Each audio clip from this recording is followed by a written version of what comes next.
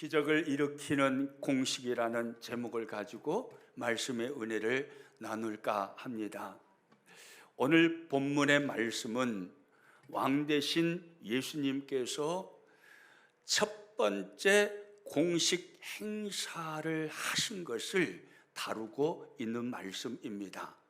오늘 본문 1절과 2절 말씀 같이 읽습니다. 사흘째 되던 날 갈릴리 가나에 혼례가 있어 예수의 어머니도 거기 계시고 예수와 그 제자들도 혼례의 청함을 받았더니, 예수님께서 세례 요한을 통해서 세례를 받으시고 제자들을 불러 모으시고 예수님이 사역을 하시는데, 예수님께서 사역을 시작하는 첫 번째 행사가 바로 오늘 본문의 말씀입니다. 바로 가나라는 지역에서 행하셨던 가나의 혼례잔치의 기적이죠. 가나의 혼례잔치, 여러분 잘 아시는 본문의 말씀일 것입니다. 예수님은 이 혼인잔치에 참여하셔서 물이 변하여 포도주가 되게 하시는 기적을 행하셨습니다. 첫 번째 행사, 상징적인 의미가 있는 거죠. 그래서 대통령도 보면요, 당선이 되어서 첫 번째 행사로 어디에서 무엇을 하는가 대단한 의미를 두고 첫 행사를 실시합니다. 예수님은 사역을 시작하시면서 첫 번째 행사로 가나의 혼인잔치 사역을 하셨는데, 그러면 왜 예수님은 첫 번째 행사로 가나의 혼인잔치 사역을 하셨을까요? 이유는 딱 하나입니다. 예수님께서 이 땅에 찾아오셔서 회복시켜 주신 하나님의 나라가 어떠한 것인가를 우리들에게 가르쳐 주시기 위함입니다. 여러분, 예수님께서 우리를 찾아오신 목적이 무엇일까요? 그것은 하나님의 나라를 회복시켜 주시기 위하여서 이 땅에 찾아오셨습니다. 그래서 예수님은요, 이렇게 말씀을 하십니다. 마태복음 4장 17절 말씀 같이 읽습니다. 이때부터 예수께서 비로소 전파하여 이르시되 회개하라, 천국이 가까이 왔느니라 하시더라. 예수님께서 입을 여시고 말씀을 선포하실 때 주님은 이런 말씀을 먼저 하십니다. 회개하라, 천국이 가까이 왔느니라. 회개하라, 천국, 즉 하나님의 나라가 가까이 왔느니라. 여러분, 이 주님의 말씀이 무슨 말씀일까요? 나는 너희가 잃어버린 하나님의 나라를 회복하기 위하여서 왔다. 너희에게 천국을 주기 위하여 왔다. 그러므로 회개하여서 내가 너희에게 회복시켜 주기를 원하는 하나님의 나라를 회복하여 그 나라를 누리라는 것입니다. 여러분, 하나님께서 세상을 창조하셨습니다. 왜 창조하셨을까요? 하나님은 아담과 하와를 지으시고 모든 인류를 아담과 하와를 통하여서 이 땅에 태어나게 하심으로 하나님의 다스리심과 하나님의 통치 속에서 하나님의 나라를 누리며 행복한 하나님의 사람을 살아가도록 하시기 위하여 세상을 창조하신 줄로 믿으시기 바랍니다. 하나님의 나라를 누리게 하시기 위함인 거예요. 행복한 하나님의 사람의 삶을 살게 하시기 위함인 것입니다.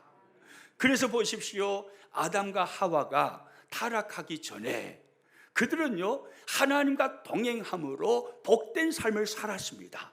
그들은 행복했습니다. 그들의 삶은 즐거웠습니다. 그들의 삶은 기쁨이 충만하였습니다. 그들의 삶에는요, 은혜가 가득한 풍성한 삶이었습니다. 그런데요, 아담과 하와가 선악을 알게 하는 나무의 실과를 따먹고 불순종의 죄를 범함으로 그들에게 임하였던 하나님의 나라를 빼앗겨버린 것입니다. 행복을 잃어버린 것입니다. 하나님의 나라를 빼앗겨버리고 대신에 사탄이 어둠의 권세로 찾아와서 통치하는 사탄으로 말미암는 수고와 슬픔의 삶을 살게 된 것입니다.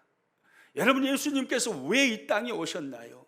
아담과 하와가 범죄함으로 빼앗겨버린 행복을 되찾아 주기 위하여서 오신 줄로 믿으시기 바랍니다. 아담과 하와가 범죄하여서 잃어버린 하나님의 나라를 다시 회복하여 주시기 위하여서 예수님은 사람의 몸을 입으시고 이 땅에 찾아오신 것입니다. 왜 예수님은 십자가에 죽으셔야만 했을까요? 왜 예수님은 죽은 자 가운데서 부활하셔야만 했을까요? 사탄에게 뺏겨버린 하나님의 나라를 십자가에서 죽으심으로 죄 사함을 인류에게 베풀어 주셔서 다시 되찾아 회복시켜 주시기 위함입니다. 행복을 다시 회복시켜 주시기 위해서 예수님은 십자가에서 죽으셔야 했고, 죽은 자 가운데서 부활하심으로 영원한 생명의 풍요로움을 누리도록 하신 것입니다. 할렐루야! 여러분, 예수님께서 이 땅에 찾아오셔서 하나님의 나라를 회복시켜 주셨습니다. 그래서 누구든지요, 주 예수 그리스도를 구원의 주님으로 인생의 주인으로 고백하고 그분을 하나님의 아들로 믿는 자들마다 그의 심령에는 하나님의 나라가 회복되는 것입니다. 그래서 예수님은요, 누가복음 11장 20절에서 이런 말씀을 하십니다. 같이 읽습니다. 그러나 내가 만일 하나님의 손을 힘입어 귀신을 쫓아낸다면 하나님의 나라가 이미 너희에게 임하였느니라. 할렐루야. 여러분, 무슨 말씀입니까? 내가 만일 하나님의 손을 힘입어 귀신을 쫓아낸다면 무슨 말이에요? 예수님의 통치가 임한다면, 예수님의 다스리심이 너희 가운데 임한다면, 너희의 심령에 예수님의 통치와 다스리심이 있다면, 그런다면 이미 하나님의 나라가 너희에게 임하였느니라. 그렇게 주님이 말씀하십니다. 누구든지 예수님 믿어서 주님의 통치를 받는 삶을 살고 있다면 그에게 하나님의 나라가 이미 회복되어 있다, 이 말이에요. 이미 하나님의 나라를 누리는 삶을 살고 있다, 이 말입니다. 여러분은 예수님을 믿으십니까?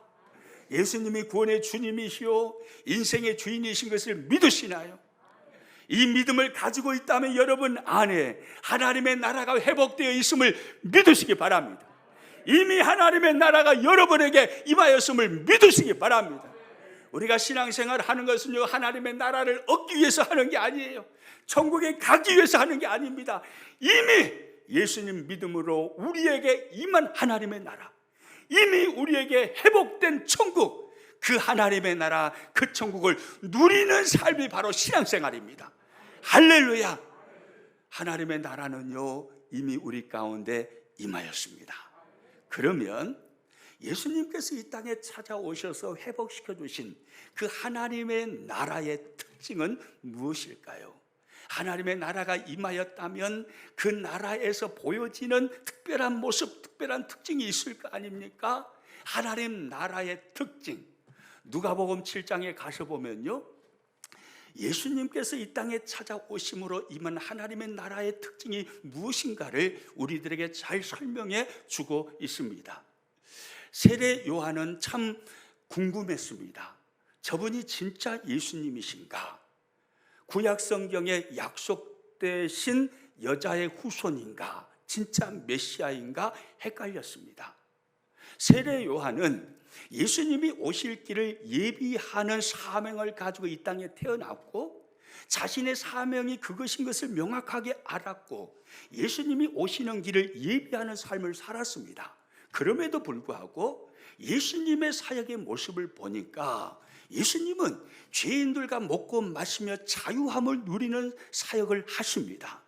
세례 요한이 생각할 때에 세례 요한은 마지막 선지자입니다. 그래서 구약의 율법에 매여 있는 사람이 바로 세례 요한입니다.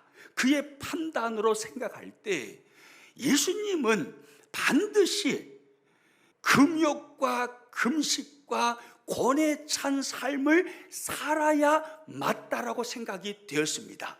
왜냐하면 그것이 최고의 영성이라고 세례 요한은 생각했기 때문입니다. 메시아로 오신 예수님이라면 최고의 영성을 가지신 분이실 것이고, 그러면 당연히 그가 이해하고 있는 것처럼 금욕적인 삶을 살아야 하며 금식의 삶을 살아야 하고 뭔가 고뇌 찬 그런 생각 속에 삶을 살아야 되는데, 예수님의 사역의 모습을 보니까 그런 게 아닌 거예요. 죄인들과 함께 먹고 마시면서 자유를 누리는 사역을 하십니다.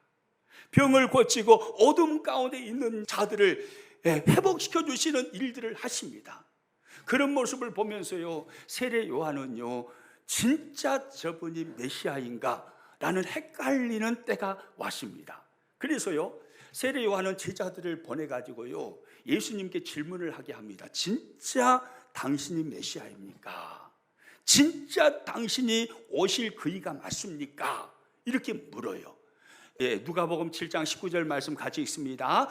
요한이 그 제자 중 둘을 불러 주께 보내어 이르되 오실 그이가 당신이오니까 우리가 다른 일을 기다리오리까 하라 하매, 오실 그이가 당신입니까?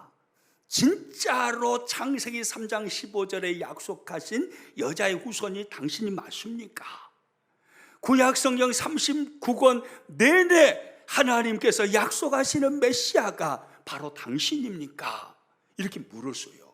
그랬더니 예수님께서 22절에 이렇게 답변을 하십니다. 같이 읽습니다. 예수께서 대답하여 이르시되 너희가 가서 보고 들은 것을 요한에게 알리되 맹인이 보며 못 걷는 사람이 걸으며 나병 환자가 깨끗함을 받으며 귀먹은 사람이 들으며 죽은 자가 살아나며 가난한 자에게 복음이 전파된다 하라, 이렇게 대답을 하셨습니다. 무슨 말이에요? 세례 요한이 오해했다 이 말입니다. 메시아가 오심으로 회복되어진 하나님의 나라의 특징을 세례 요한은 오해했던 것입니다. 세례 요한의 생각은 하나님의 나라가 임하면, 회복되면 최고의 영성의 삶을 사는 것은 금욕의 삶이고 금식의 삶이고 고뇌에 찬 삶을 사는 것이라고 이해를 하고 있었는데, 예수님은 세례 요한의 생각이 잘못됐다 이 말이에요. 세례 요한이 오해했다 이 말입니다. 메시아가 오심으로 하나님의 나라가 회복되면은 바로 이런 일이 일어난다 라고 주님이 말씀을 하고 계십니다. 맹인이 보게 되고 못 걷는 사람이 걷게 되고 나병 환자가 깨끗함을 받게 되고 기먹은 사람이 듣게 되고 죽은 자가 살아나고 가난한 자에게 복음이 전파되는 이런 놀라운 역사가 하나님 나라가 회복되어지면 모든 사람에게 나타나게 되어진다 이 말입니다. 아멘입니까? 그러므로요, 하나님의 나라의 특징은요, 빛입니다. 하나님의 나라의 특징은 생명입니다. 하나님의 나라의 특징은 치유와 회복입니다. 하나님의 나라의 특징은 자유함입니다. 하나님의 나라의 특징은 풍요로움이에요. 할렐루야. 하나님의 나라가 임하면요, 자유가 임하는 거예요. 하나님의 나라가 임하면요, 치유와 회복의 역사가 나타나는 것입니다. 하나님의 나라가 임하면요, 귀신이 쫓겨나가는 것입니다. 할렐루야. 하나님의 나라가 임하면요, 풍성한 은혜를 누리게 되어 있습니다. 생명의 풍성함이 임합니다. 자유의 풍성함이 임합니다. 할렐루야. 하나님의 나라는요, 바로 이런 것이에요. 기쁨이 가득한 것입니다. 희락이 가득한 것입니다. 이것이 바로 하나님의 나라예요. 하나님의 나라는 세례 요한이 오해하고 있는 것처럼 금욕주의, 금식, 그리고 고뇌에 찬 모습, 이렇게 살아가는 것이 하나님 나라의 특징이 아니라, 하나님의 나라의 특징은 은혜의 풍성함이 있는 것입니다. 자유의 풍성함이 있는 것입니다. 기쁨의 풍성함이 있는 것입니다. 희락의 풍성함이 있는 것입니다. 행복이 가득한 나라가 바로 하나님의 나라인 것입니다. 이것이 특징이에요. 여러분, 그러면 생각해 보세요. 하나님의 나라의 특징이 즐거움이고 기쁨이고 희락이고 행복이고 풍성함이라면, 이런 것을 가장 많이 느낄 수 있는 장소가 어디입니까? 바로 잔치하는 장소예요. 그렇죠? 잔치하는 장소는 즐거움이 있잖아요. 잔치하는 장소는 기쁨이 있잖아요. 잔치하는 장소에 가면 웃고 오잖아요. 잔치하는 장소 가가지고 울고 오는 사람이 있습니까? 잔치하는 장소는요, 기쁨이 가득한 장소예요. 할렐루야. 그래서 예수님은요, 잔치하는 혼례 잔치, 그 혼인 잔치를 사역의 시작점으로 삼으신 것입니다. 하나님의 나라는 바로 이런 것이라는 거예요. 하나님의 나라는 바로 잔치하는 것이라는 거예요. 할렐루야. 그래서 성경을 보면 하나님의 나라를 잔치로 여러 곳에서 말씀하는 것을 볼 수 있어요. 마태복음 22장 2절 말씀 같이 읽습니다. 천국은 마치 자기 아들을 위하여 혼인잔치를 베푼 어떤 임금과 같으니, 천국은 마치 혼인잔치와 같다 이 말이에요. 천국은 혼인잔치다. 천국은 잔치이다. 하나님의 나라는 잔치이다. 하나님의 나라의 특징은 기쁨이다, 즐거움이다. 바로 이 말씀이에요. 그리고요, 누가복음 13장 29절 말씀 같이 있습니다. 사람들이 동서남북으로부터 와서 하나님의 나라 잔치에 참여하리니. 할렐루야. 따라서입니다. 하나님의 나라 잔치. 여러분, 하나님의 나라는 잔치인 겁니다. 여러분에게 하나님의 나라가 임하였습니까? 예수 그리스도를 믿음으로 하나님의 나라가 이미 여러분 가운데 찾아왔습니까? 믿으시기 바랍니다. 자기는 몰라도 내가 예수님을 믿는 것이 확실하다면 그 사람에게는 이미 하나님의 나라가 임하여 있는 것입니다. 이것이 누가복음 11장 20절을 통해서 주님이 하신 분명한 진리의 말씀이에요. 본인이 못 느끼고 있을 뿐이지 하나님의 나라가 이미 나에게 찾아왔어요. 그러면 하나님의 나라가 우리 안에 임하였고 하나님의 나라가 내 안에 회복되어 있다면 그 특징이 나타나는 것입니다. 그 특징은 바로 기쁨으로 나타나요. 즐거움으로 나타나요. 할렐루야. 요한계시록 19장 9절에 가서 보면요, 영원히 그할 첫 천국, 하나님의 나라, 그 영원한 천국 역시 잔치하는 곳이라고 말씀을 합니다. 요한계시록 19장 9절 말씀 같이 있습니다. 천사가 내게 말하기를 기록하라. 어린 양의 혼인잔치에 청함을 받은 자들은 복이 있도다. 할렐루야. 어린 양의 무슨 잔치요? 혼인잔치. 혼인잔치. 어린 양의 혼인잔치. 여러분, 이곳이 바로 천국입니다. 저와 여러분이 믿음으로 말미암아 죽음 이후에 영원토록 그할 그 장소, 그 천국, 그 하나님의 나라는요, 잔치가 벌려지는 곳이에요. 어린 양이신 예수 그리스도와 혼례 잔치하며 영원히 잔치하는 그곳이 바로 천국이다 이 말이에요. 그러므로 천국이 좋아요, 안 좋아요? 천국은 좋아도 허벌나게 좋은 겁니다. 그러므로 죽음을 두려워하지 마십시오.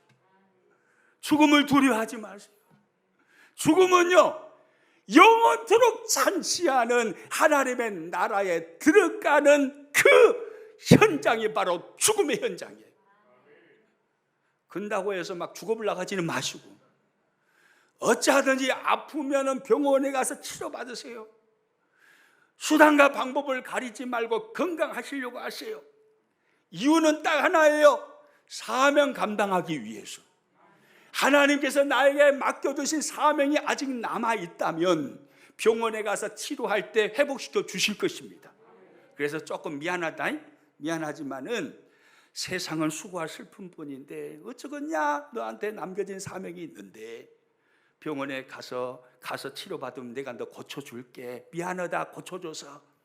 아이고 미안해, 더 수고와 슬픔을 더 당하고 와야 될 건데 아따 미안하다, 짠하지만은 그러나 내가 너를 고쳐줄게 해가지고 고쳐주시는 거예요. 근데 치료를 받으려고 이곳저곳 다 찾아다니고 용하다는 곳을 다 찾아다니는데도 안 고쳐져요. 그래가지고 죽어요. 그러면요, 슬퍼하지 마세요. 노여하지 마세요. 영원한 잔치가 벌려지는 그 어린 양의 혼인잔치 자리에 가는 겁니다. 하나님 원망하지 마세요. 원망한다는 게 웃기는 거예요. 생각해 보면요. 차라리 이게 거꾸로 됐어요. 하나님 왜 고쳐줘요? 왜 고쳐줘? 나는 천국 가고 싶은데. 영원한 잔치가 벌려지는 그 즐거움과 기쁨이 가득한 천국에서 살고 싶은데 왜 고쳐줍니까? 수고와 슬픔을 더 당하라고 이럽니까? 고쳐주면 원망해도 고쳐주면 하나님 제발 좀 고쳐주지 말. 근닥에서 나 죽어볼란다 해가지고 병원 안 댕기면 그것도 죄입니다. 사명이 남겨져 있으면 어쩌든지 고침 받아가지고 사명 다 감당하고 주님 나라 가야 돼요. 할렐루야.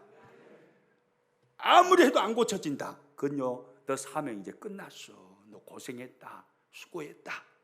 이제 수고와 슬픔뿐인 세상에서 너가 해야 할 일 다 했어. 너무너무 애썼다. 이제 내 나라 와서 살자. 이곳에 올라와서 영원한 잔치하며 살자 하면서요, 죽음이라는 걸 통해서 우리를 딱 불러가시는 거예요. 할렐루야. 그러니까 죽음이 좋아요, 안 좋아요? 좋은 걸 할게요. 좋은 걸 할게요. 죽음은요 너무너무 좋은 거예요. 죽음을 통해서 우리는 영원한 천국에서요 잔치하며 사는 것입니다. 하나님의 나라의 특징은 기쁨입니다. 하나님의 나라의 특징은 즐거움입니다. 그래서 우리가요 소요일 문답 수요일 저녁 시간에 말씀 나누고 있잖아요. 소요일 문답 나누는 그 여러 가지 것 중에요 첫 번째 질문이 뭐냐면 사람의 제일 되는 목적은 무엇입니까? 인생의 제일 되는 목적은 무엇입니까? 이렇게 딱 질문을 해놓고 답변을 이렇게 딱 해놨어요. 화면 보고 같이 읽습니다. 사람의 제일 되는 목적은 하나님을 영화롭게 하는 것과 그를 영원토록 즐거워하는 것입니다. 할렐루야. 사람의 제일 되는 목적이 뭐라고요? 하나님을 영화롭게 하는 것과 그를 영원토록 즐거워하는 것입니다. 무릇 사람으로 태어났다면 예수 그리스도를 믿어서 하나님의 나라가 그에게 회복되어야 합니다. 그래서 하나님의 나라가 회복되면 그 하나님의 영광을 위한 삶을 살아가게 돼요. 하나님을 기쁘시게 해드리기 위해서 인생을 불태우면서 사명을 감당하며 삶을 사는 것입니다. 여러분, 사람은 이렇게 사는 거예요. 하나님의 영광을 위해서 내가 어떻게 살면 하나님을 기쁘시게 해드릴까? 하나님의 영광을 위해서 살아가요. 하나님의 영광을 위해서 살면요 당연히 따라오는 게 뭐냐면 그를 영원히 즐거워하는 것입니다. 무슨 말이냐면 하나님을 영화롭게 하는 삶을 살아가려고 발버둥을 치면 칠수록 하나님의 나라를 더 충만하게 누리게 되는데 그것이 바로 하나님 안에서 즐거워하는 것입니다. 기뻐하는 것입니다. 엔조이하는 삶을 사는 것입니다. 행복을 누리는 것입니다. 할렐루야. 이것이 하나님의 나라의 모습이다 이 말이에요. 하나님의 나라를 살면요 기쁨이 찾아옵니다. 행복이 찾아옵니다. 우리 옆 사람 한번 이렇게 얼굴 바라보면서 물어봅니다. 집이는 허벌나게 기쁘지?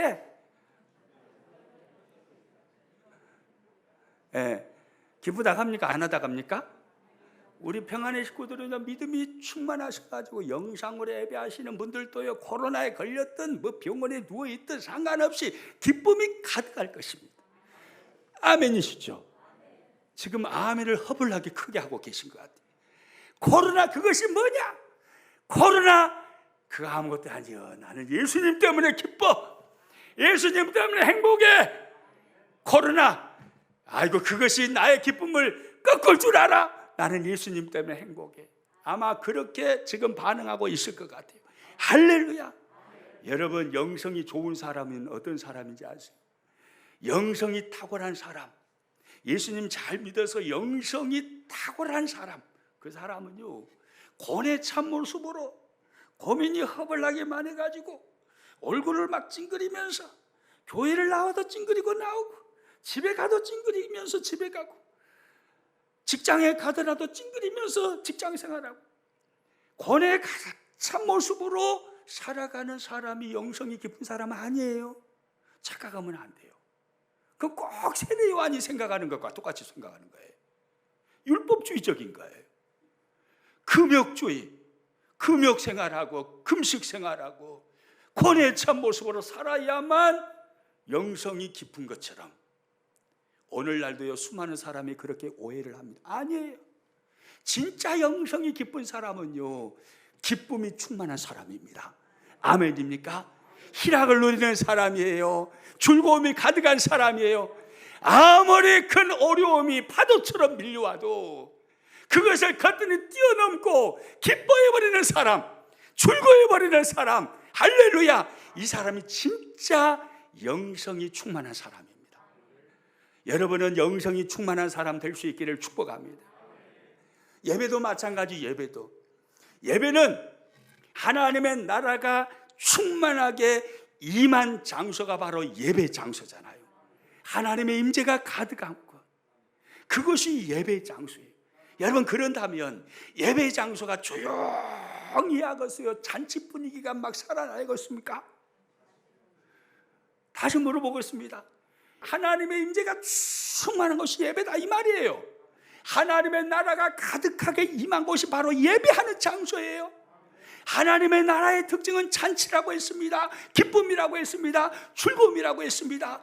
그러면 하나님의 나라가 가득하게 임하고 하나님의 임재가 충만한 곳이 예배라면 예배 장소가 상가집 분위기가 나야겠습니까? 잔치집 분위기가 나야겠습니까?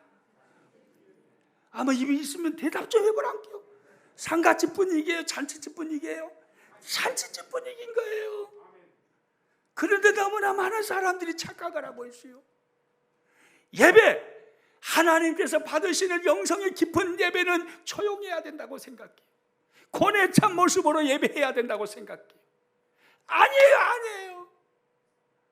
아실라의 달밤 부르면서 절감 만드는 것이 예배가 아니에요. 예배는요, 잔치예요, 잔치. 예배는 시끄러야 됩니다. 여러분, 잔치집이 조용해요, 시끄러요? 시끄럽습니다, 시끄러. 예배는 시끄러워야 돼요. 저는 우리 교회 예배가 더 시끄러워지기를 축복합니다. 할렐루야, 더 시끄러워져. 온갖 악기 총동원해가지고 하나님을 찬양하면서 목소리를 높여서 찬송하고, 할렐루야, 기도하자고 하면은 막 여기저기서 막 큰 소리 터져 나오고, 합심해서 기도하고 방언도 터져 나오고, 할렐루야, 말씀을 전하고 있으면 아멘 하면서 할렐루야, 아멘 하면서 말씀도 듣고요. 예배 자리는요, 시끄러워진다고요, 시끄러워진다. 예배는 왜요? 잔치니까요, 잔치니까. 하나님의 나라가 가장 강력하게 회복된 그 현장이 바로 예배 현장이에요, 예배 현장. 하나님의 임재가 가장 충만하게 나타나는 장소가 예배 현장이에요. 근데 어떻게 예배 현장이 상가집 같아서야 되겠냐, 이 말이죠. 예배 현장은 잔치집 분위기가 나야 됩니다. 할렐루야. 오늘 본문도 봐보세요. 이 잔치집에 포도주가 떨어졌어요. 포도주가 떨어졌다는 것은 기쁨이 사라져버렸다, 이 말이에요.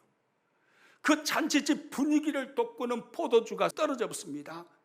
기쁨이 없어요, 기쁨이. 하나님의 나라에 기쁨이 없어요. 잔치집에 기쁨이 없어요. 그러니까 예수님이 무슨 일을 하신가요?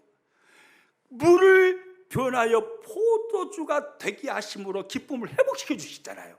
할렐루야, 기쁨을 회복시켜줘요. 그러니까 예수님 잘 믿으면요, 기쁨이 회복된다고요. 주님이 회복을 시켜줘요. 하나님의 나라가 임하면 기쁨이 막 살아나는 거예요. 즐거움이 살아나는 거예요. 돈 많이 벌어서가 아니에요. 몸이 건강해서가 아니에요. 괜히 즐거운 거예요. 할렐루야. 괜히 신앙생활 하다 보니까 막 기쁨이 넘치는 거예요. 평안이 넘치는 거예요. 기쁨과 즐거움, 희락, 이것이 하나님 나라의 특징입니다. 예수님은 하나님의 나라는 바로 이런 것이라는 것을 말씀해 주시기 위해서 첫 번째 공식 행사로 잔치집을 선택하셨습니다. 하나님의 나라는 잔치다, 이거예요. 할렐루야. 오늘 본문에 이제 깊이 들어가서 보시면요, 본문에 놀라운 기적의 사건이 일어나죠. 여러분이 잘 아시는 바로 그 기적의 사건입니다. 물이 변하여 포도주가 되는 사건입니다. 여러분, 성경에 보면 많은 기적의 사건이 나타납니다. 홍해가 갈라지는 기적의 사건, 요단강이 갈라지는 기적의 사건, 여리고 성이 무너지는 기적의 사건 등등 여러 기적의 사건이 나타납니다. 그런데요, 기적의 사건이 나타난 그 성경 구절들을 자세히 들여다보면서 연구해 보면요, 어떤 기적의 사건이든 우연히 일어난 것은 없습니다. 기적의 사건, 기적이 실제가 되기 위해서는요, 반드시 공식이 성립되어야 합니다. 그 공식이 그 현장에 성립될 때에 그곳에 기적이 일어나더라 이 말이에요. 그 공식이 뭐냐면 따라서 봅니다. 믿음과 순종입니다. 뭐라고요? 믿음과 순종입니다. 여러분, 홍해가 갈라지는 그 현장도 들여다보십시오.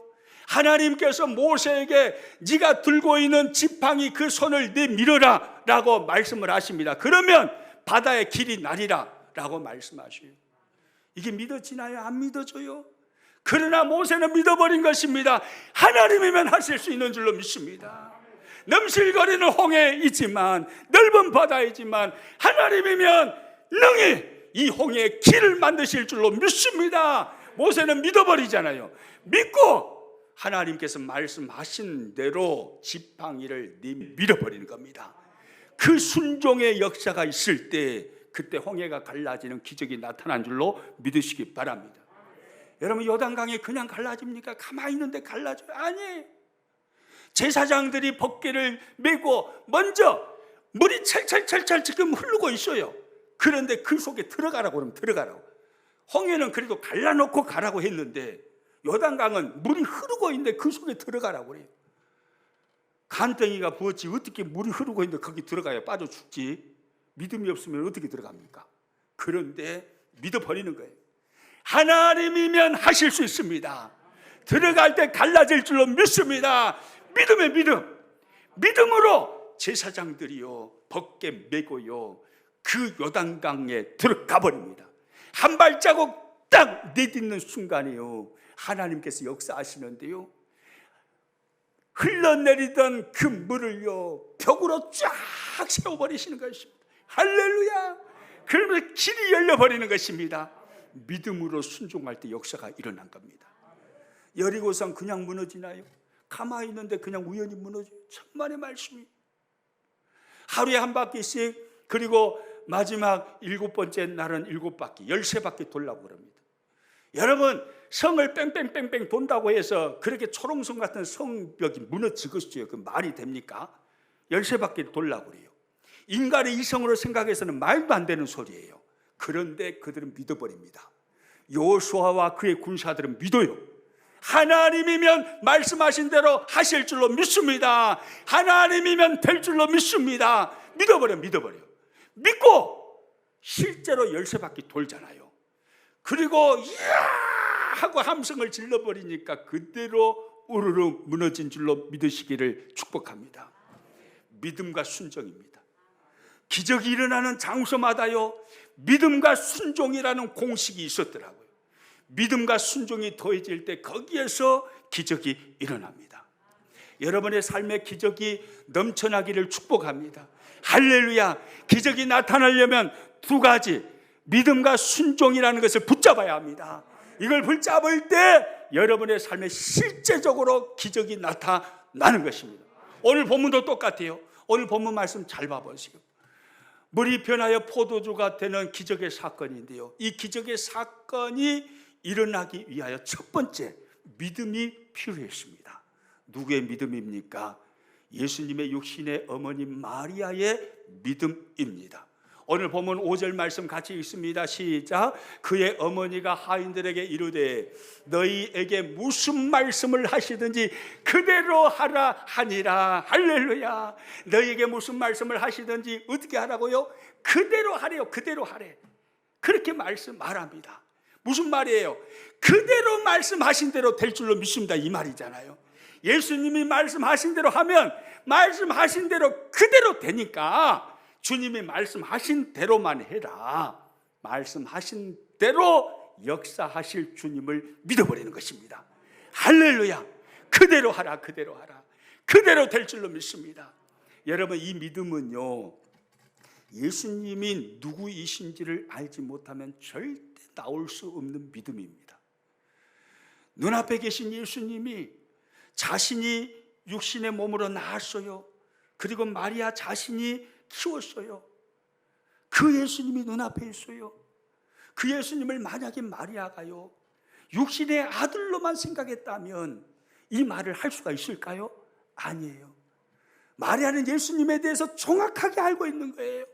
내가 낳았지만, 내가 키웠지만 그러나 이 예수님은 내 육신의 아들만이 아니라 바로 하나님의 아들이라는 것을 정확하게 알고 있는 거예요. 이분이면 된다는 걸 아는 거예요. 할렐루야. 마태복음 1장 21절 말씀 같이 읽습니다.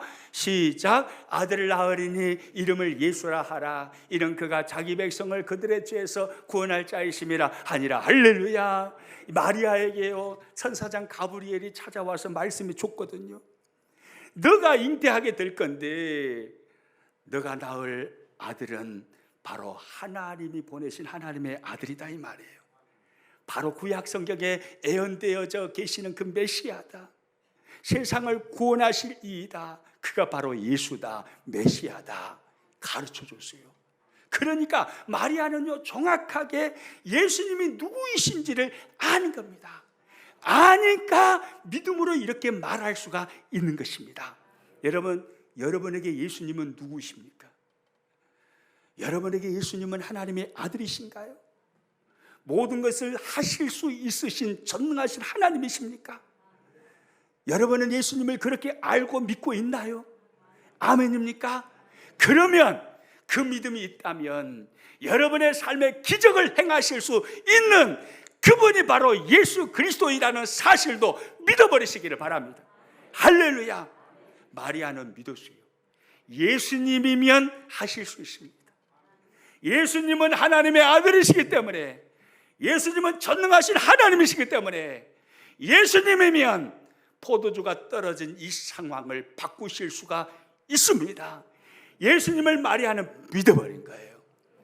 이렇게 믿고요 예수님께 요청을 하죠. 예수님, 포도주가 떨어졌습니다. 그랬더니 예수님께서 어떻게 먼저 반응을 하시냐면 4절입니다. 4절 같이 읽어봅니다. 예수께서 이르시되 여자여 나와 무슨 상관이 있나이까? 내 때가 아직 이르지 아니하였나이다. 예수님께서 마리아의 요청을 받아들이십니까? 거절하십니까? 거절해요. 거절해. 예수님, 포도주가 떨어졌어요. 예수님 어떻게 좀 해주세요 하니까 나하고 뭔 상관이에요 어머니, 나는 할 수 없어요 라고 예수님께서 거절을 하셔버립니다. 여러분, 그런데 마리아의 믿음이 큰 게 뭐냐면요, 분명히 예수님께서 4절에서 거절하잖아요. 거절하시는데도 마리아는 그의 믿음을 포기하지 않습니다. 예수님, 그래도 예수님이 하셔야 합니다. 주님이면 하실 수 있습니다. 주님이면 되는 줄로 믿습니다. 예수님께서 냉정하게 거절하셨지만 마리아는 자신의 믿음을 포기하지 않아요. 그러면서 5절에 그렇게 말하는 거예요. 다시 한번 읽어봅니다. 그의 어머니가 하인들에게 이르되 너희에게 무슨 말씀을 하시든지 그대로 하라 하니라. 이게 마리아의 믿음인 거예요. 이게 믿음의 능력입니다. 하나님과 아무런 상관이 없는 그것을 하나님과 상관 있게 만들어버리는 것, 이게 바로 믿음의 믿음, 이게 믿음의 능력이에요. 좋아요 여러분, 믿음으로 하나님 앞에 반응할 수 있기를 축복합니다. 하나님이면 됩니다. 예수님이면 됩니다. 마리아처럼 말이죠. 모세처럼 말이죠. 여호수아처럼 말이죠. 예수님이면 됩니다. 하나님이면 됩니다. 이 믿음이 있어야 돼요. 이 믿음이 없으면 기적이 일어나지 않습니다. 이 믿음이 없으면 늘 입에서 나오는 말이 불평일 뿐이에요. 환경을 이겨내지를 못합니다. 여러 가지 계산만 하고 있습니다. 믿음이 없으니까, 믿음이 없으니까. 눈에 보이는 것은 환경밖에 안 보이니까, 하나님이 안 보이니까요.